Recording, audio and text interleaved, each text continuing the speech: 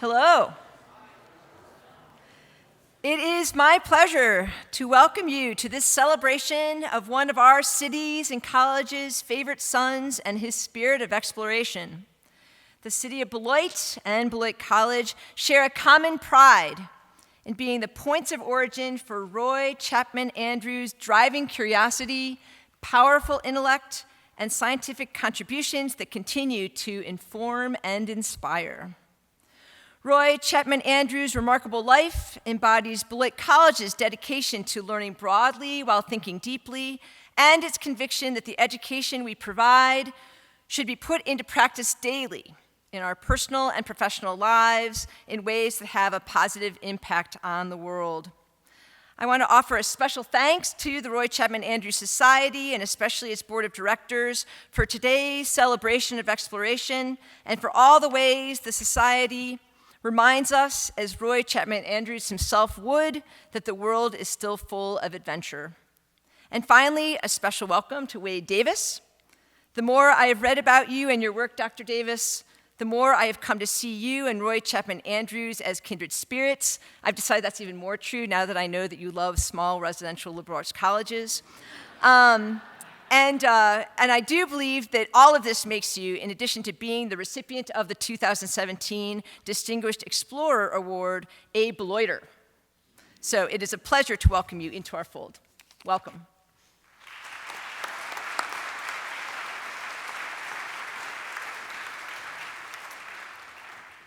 Good evening. I'm Joe Stottleman, president of the Roy Chapman Andrews Society.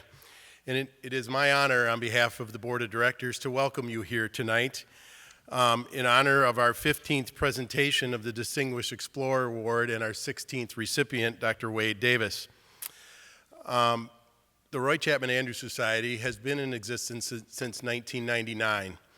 We have a simple mission to honor the legacy of Roy Chapman Andrews, to promote the value of scientific exploration and discovery, to educate the public about Andrews' life, his work, and his adventures, and to emphasize Andrews' own personal lifetime ties to Beloit, Wisconsin. We do this through the Distinguished Explorer Award and through our education programs in the schools. I would like to take a few minutes to thank a few people. First of all, Dr. Davis, thank you for so wholeheartedly agreeing to become the 16th recipient of this award, and welcome into the elite group of other explorers that, like Roy Chapman Andrews, have shared their wealth of information freely and openly with the world without any personal gain and without any hesitation. Thank you for your presentation this morning to 1,100 students at Beloit High School. That was certainly inspirational, and I know that there were a lot of students that were listening to every word you had and will make a difference in their future decision to become anthropologists. As a membership-driven organization, I want to thank all of our members who are part of our society and make a day like today possible. And I would like to invite anybody who's not a member to think about joining at roychapmanandrewssociety.org. It is through these memberships that we can hold today's event, and we also hold education programs within the school district of Beloit and Beloit-Turner and Clinton schools. We also have a summer camp program, and we'd like to invite you to look into that. For this summer's program, we're partnering with Welty Environmental Center, and we're out exploring Big Hill Park, where Roy himself, as a young man, also explored that area and learned about taxidermy and about fishing and boating and other explorations that a 6-year-old might do in a place like the Rock River. I also want to thank Beloit College for all their support from day one of this organization, but also for their technical support, their marketing support. And this year, 2 professors that really stepped up and helped us prepare for today, Associate Professor Ms. Shannon Fye and Rob LaFour, Professor of Anthropology. Thank you both for all of your help in coordinating the students and our involvement last night at Logan Museum.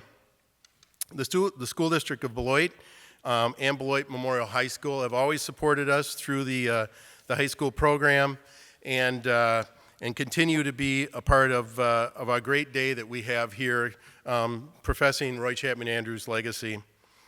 We can't do this without financial support, and I would like to acknowledge those supporters right now: ABC Supply Company, Beloit College, Blackhawk Bank, Don Banks, First National Bank, Ironworks Hotel, Amy Lowkrantz, MEJ Accounting, Resident Web Marketing, the School District of Beloit, the State Line Community Foundation, and Visit Beloit. In the last couple of years, we've also sponsored at our reception dinner high school and Beloit College student tables. And this year we have the most we've ever had in 5 tables, so 45 students are getting the chance to come and enjoy a dinner, act like adults for a moment, and learn more about anthropology and our recipient. The donors of those tables, and we want to thank them, are Larry and Karen Arft, Ken and Nancy Forbeck, Jim and Helen Olson, Tom and Min Warren, and Celestino Ruffini from the Executive Director of the Visit Beloit. Thank you all for your support of this very important program to us. And finally, to our Board of Directors, and if you would please rise as the board as I announce your name, and hold your applause, and we'll give one hearty thank you to the board at the end. But immediate past chair, Carla Swain, Treasurer Vicki Denker, Ann Bossum, Nick Damasis, Lyman Elliott, Dina Fawn Johnson, Ken Forbeck, Tom Holmes, Jerry Sveem, Steve Avris, Carol Mankiewicz, and Jim Olson. And lastly, our administrative assistant and really the person who keeps us all moving forward on a day like today, Ruth Carlson. So please, let's give them a round of applause.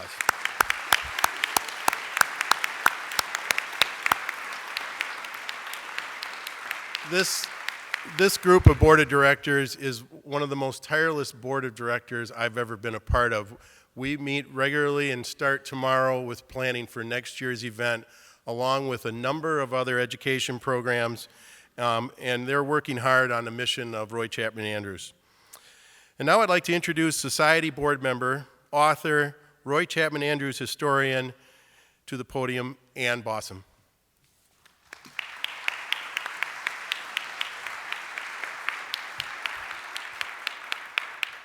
Thank you, Joe, and thank you for coming. One of our board members has some special weather connections, and I want to thank him also for assuring that we didn't have too nice of a day, but not too icky either. So I won't give the weather all the credit. I think Wade Davis has really pulled them in, and so thank you for being here. And it's my pleasure to have the assignment every year of adding a touch of history to the proceedings, since we are talking about one of our hometown heroes, Roy Chapman Andrews. And this year I wanted to focus on one of his key attributes, which is storytelling. Today's award recipient celebrates storytelling and is a gifted storyteller, and I can say that from a firsthand knowledge, having heard him speak this morning at the high school. And I thought we would just look back in time to an early incident from the life of our award's namesake, Roy Chapman Andrews. And let's imagine that it's the winter of 1908-1909, and Roy Chapman Andrews is in his 3rd year of working at the American Museum of Natural History in New York City. As a recent college graduate, having completed his studies at Beloit in 1906, he is about 25 years old, and he's begun pursuing his master's degree in zoology at Columbia University. His thesis draws on some of his earliest research, expeditions aboard whaling ships in the Pacific, where explorer, captain, and crew shared in the pursuit of whales. Before undertaking these travels, Andrews had wisely made the forward-thinking decision to learn photography so that he could better document his discoveries. In addition to taking photographs of whales after they'd been harpooned and brought to shore, he captured the first live-action shots of these marine mammals at a time when whales were poorly understood and full of mystery. By 1909, fresh from the field, Andrews realizes that his travels and research have value beyond the halls of academia, and he decides to hit the lecture circuit. This plan makes perfect sense during an era that had not yet experienced radio or talking pictures or television.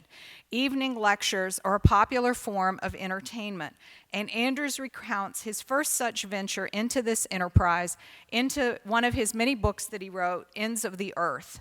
This is an early book from about 1929. Here's his description of how this experience went. He said, "That winter, I lectured for the first time. My whale pictures were so new and different that they made a real hit. Of course, I knew nothing about lecturing, and for experience, entered the City Board of Education lecture list." This is New York City. "I got experience all right, but not much else. The fee was only $10 a night, and I was sent to some of the most extraordinary places. My first assignment happened to be at the 5 Points Mission, way down on the east side of New York. I knew nothing about 5 Points and went there in full evening dress. White tie, white waistcoat, and all the rest.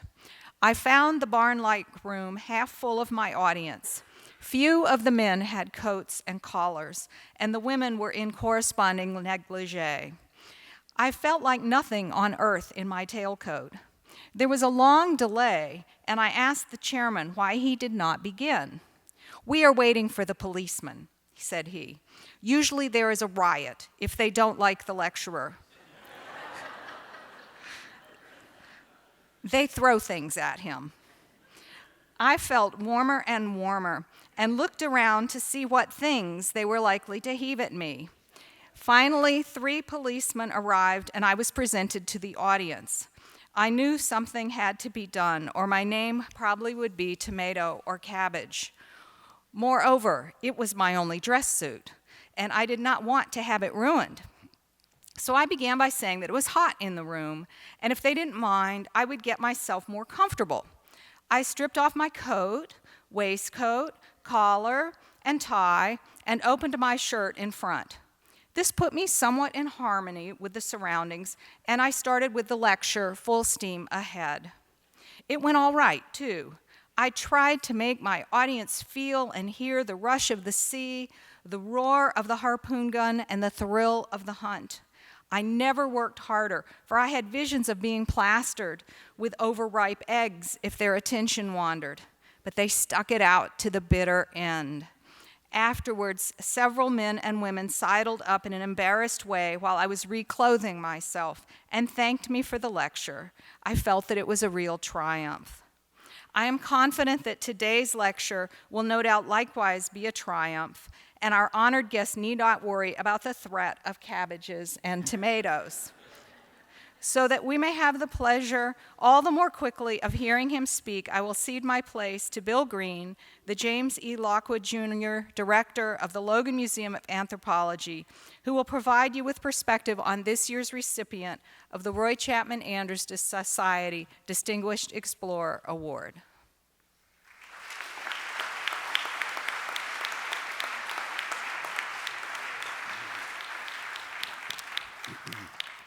Thank you, Ann.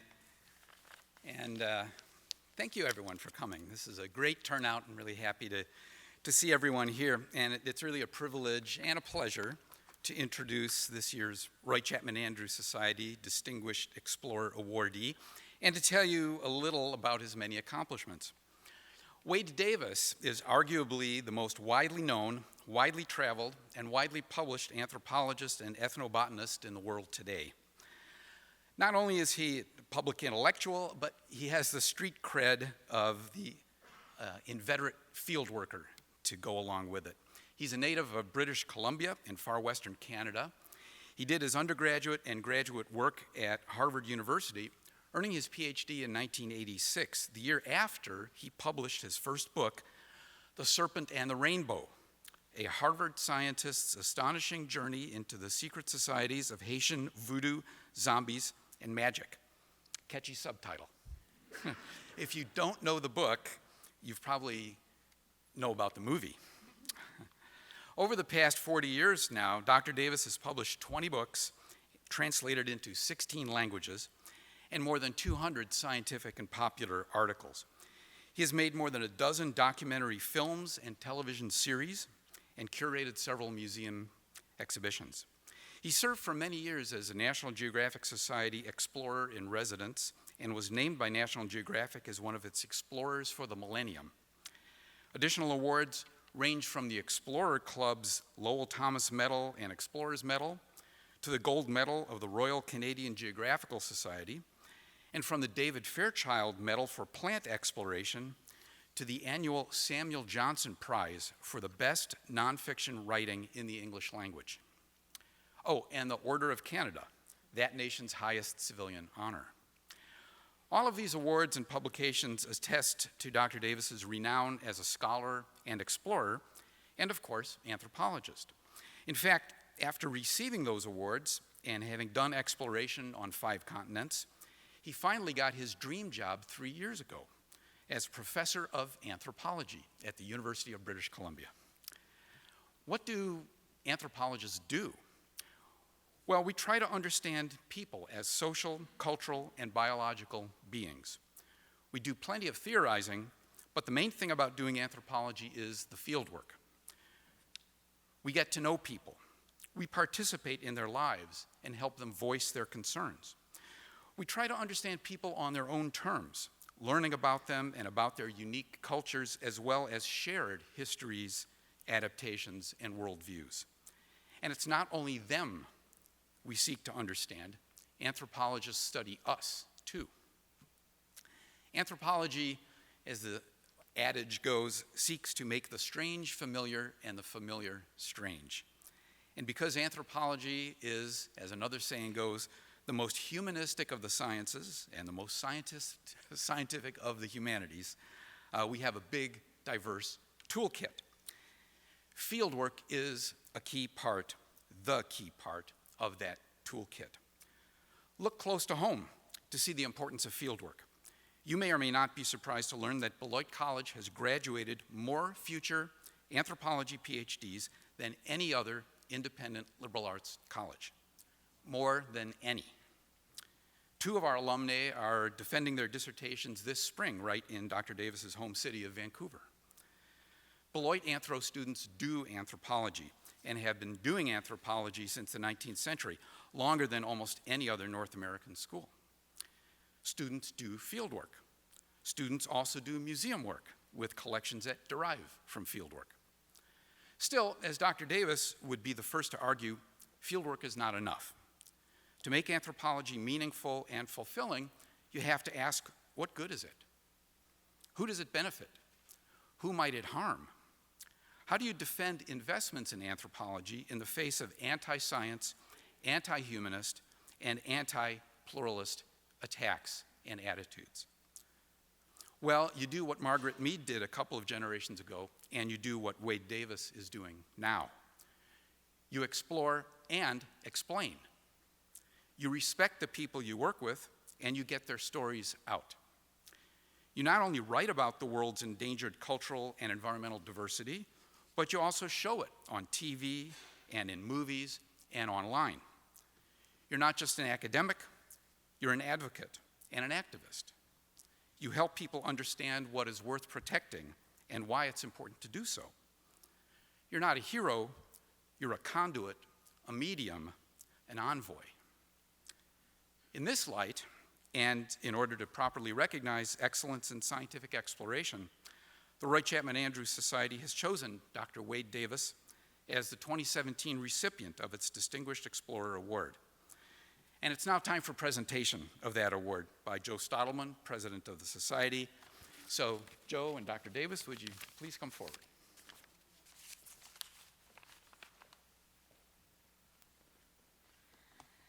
I'm going to read an award citation, and then the award will be presented. Wade Davis, cultural anthropologist, ethnobotanist, storyteller, scholar, wayfinder. During a lifetime of exploration, your curiosity has taken root on 5 continents, ever pressing forward toward the depths and heights of the planet's mysteries. Your pursuits offer living confirmation of the poetic declaration, "Not all those who wander are lost." Indeed, wandering may be the best way to find what is most worth seeking.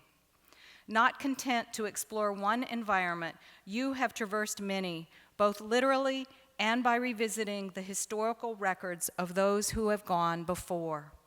You have followed one river and more into the tangles of natural life and human thought, emerging with the freshness of perspective that follows a cleansing rain. Along the way, you have honored a beloved mentor and become one yourself. As our wayfinder, you have opened vistas for those who remain behind, creating pathways for our own explorations via spoken word, ink, and pixel. Using text and image, you have closed the gap between circumstance and the human spirit, building bridges back through time that may serve as avenues for finding our own ways into the future. In appreciation for these contributions, we are pleased to bestow on you the honor of Distinguished Explorer from the Roy Chapman Andrews Society this 21st day of April, 2017 in Beloit, Wisconsin.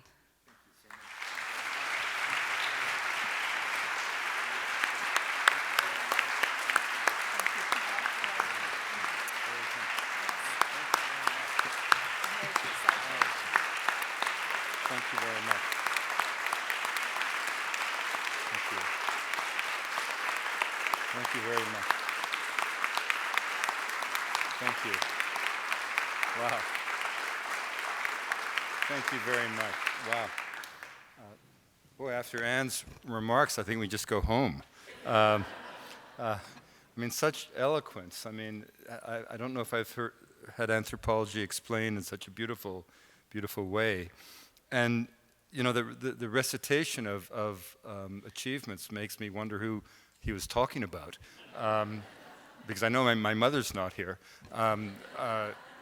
And when we think of a guy like Roy Chapman Andrews, you know, all of these contemporary achievements kind of fade into the mist. I was fortunate just about a year ago to visit the Flaming Cliffs in the Gobi Desert where he did his legendary work. And I was thinking about him because I had been approached by the society here, and you can't imagine how remote that place is.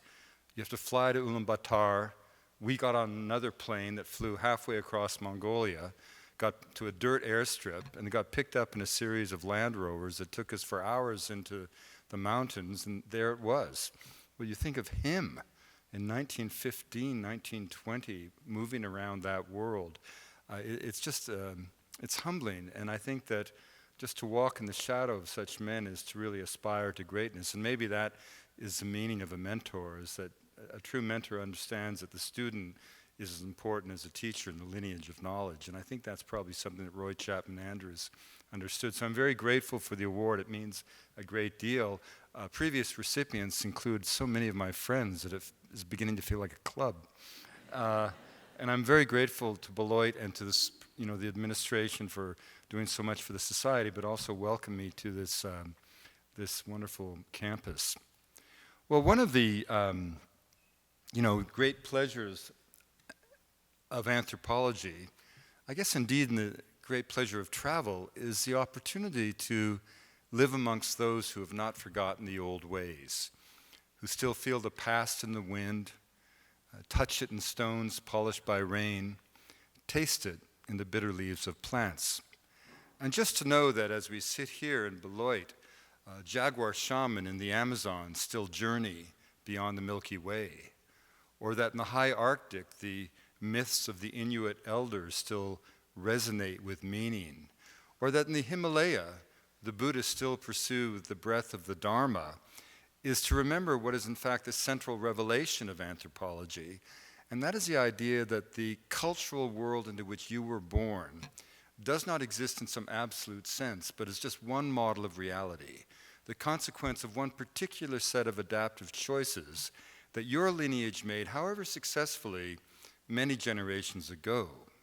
But whether it is a voodoo acolyte in Haiti, a yak herder in the slopes of Chomolungma, an eagle hunter in central Kazakhstan, or a thunderhoof shaman in Mongolia, all of these peoples teach us that there are other ways of being, other ways of thinking, other ways of orienting yourself in social, spiritual, ecological space. And that's an idea that, if you think about it, can only fill you with hope. Now, together, this myriad of cultures makes up a kind of a social web of life that envelops the planet and is as important to the well-being of the planet as is the biological web of life that you know so well as a biosphere. And in an early book, I coined the term ethnosphere to try to create a kind of organizing principle for the social web of life. And I defined the ethnosphere as the sum total of all thoughts and ideas, myths and memories, intuitions and inspirations brought into being by the human imagination since the dawn of consciousness. The ethnosphere is humanity's great legacy. It's a symbol of all that we've achieved and the promise of all that we can achieve as a wildly creative and imaginative species. And just as the biosphere is being severely impacted with the loss of habitat and the concomitant loss of plant and animal life, so too is the ethnosphere, but if anything, at a far greater rate. No biologist, for example, would dare suggest that 50% of all plants and animals are on the brink of extinction. It simply is not true. And yet that, the most apocalyptic scenario in the realm of biological diversity, scarcely approaches what we know to be the most optimistic scenario in the realm of cultural diversity. And the great indicator of that, of course, the canary in the coal mine, if you will, is language loss. When each of you were born, there were 7,000 languages spoken on Earth.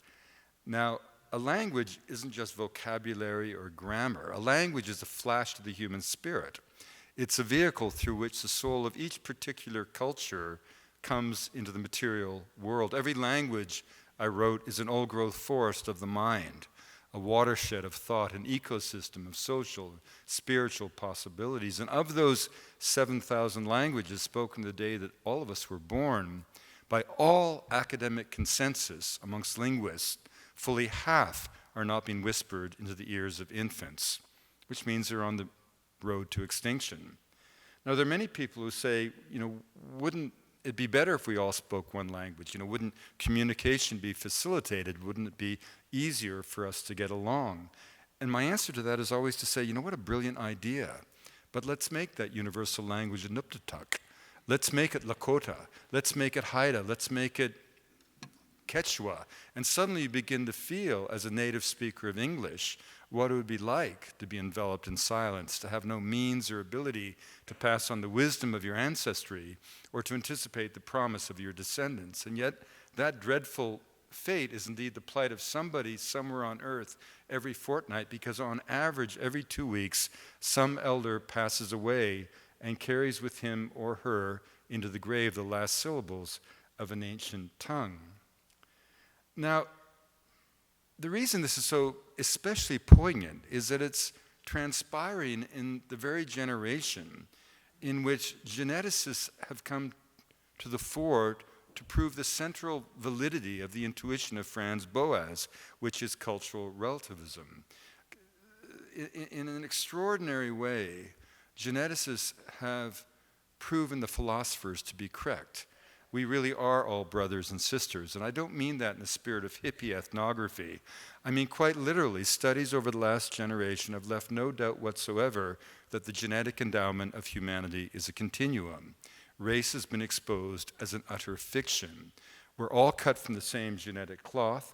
We're indeed all descendants of a handful of people who walked out of Africa some 65,000 years ago and then embarked on this extraordinary diaspora, a hijra 40,000 years in duration, 2,500 human generations that carried the human spirit to every corner of the habitable world. But here's the important point. If we accept that scientific truth, that we're all cut from the same genetic cloth, it means by definition that every human culture shares the same raw genius. Whether that genius is invested in technological wizardry, which has been the great achievement in the West, or invested by contrast into the complex task of unraveling the mystic threads of memory inherent in a myth, as might be a priority, for example, of the Aboriginal people of Australia, is simply a matter of choice and cultural orientation. There is no hierarchy in the affairs of culture. That old Victorian idea that we somehow went from the savage to the barbarian to the civilized of the Strand in London has been absolutely dismissed by modern science and has been shown to be an artifact of the 19th century, no more relevant to our lives today than the notion that clergymen had in that era that the earth was but 6,000 years old. In the stunning affirmation of the interconnectedness of humanity, genetics has come to the fore to prove the central truth of Boaz's great intuition. And what this means fundamentally is that the other peoples of the world aren't failed attempts at being you. They're not failed attempts at being modern. Every culture, by definition, is a unique answer to a fundamental question. What does it mean to be human and alive? And when the myriad of cultures of the world answer that question, they do so in the 7,000 different voices of humanity. And those voices and those answers collectively become our human repertoire for dealing with the challenges that will confront us as a species in the coming centuries. Every culture has something to say. Each deserves to be heard, just as none has a monopoly on the route to the divine. But the question comes, what do you do about it? If you are a biologist and you identify an area of high species endemism, you can try to create a protected area.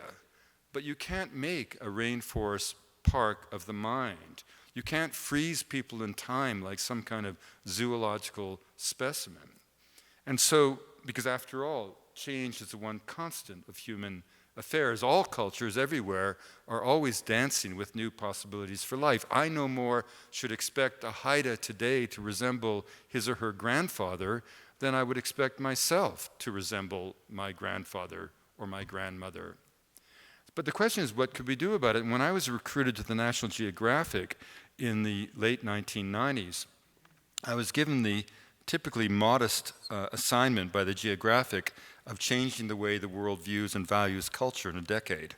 And we pulled in anthropologists, we had committee meetings, we had thought of conferences, databases, and the whole time, as a storyteller, my eyes were just glazing because, politicians, of course, follow, but they never lead. Polemics are never persuasive, but storytellers can change the world. And I finally kind of rebelled and said, look, we're a place of storytellers. We are the best storytellers in the world. We reach every country in the world in 140 languages. Roughly 400 to 500 million people a week plug into the yellow border of our institution. Let's go and tell some stories. And my idea was, why don't we take that vast audience of ours to places in the ethnosphere where the beliefs and practices were so mind-blowing that you couldn't help but, by experiencing them, come away with a new appreciation of both the wonder of culture, the contributions of diverse cultures, and just the sheer joy of being human and alive. So let me this afternoon and this evening take you to some of the places that I was fortunate to go in the 15 years that I served as explorer in residence at the National Geographic. And let's begin with the greatest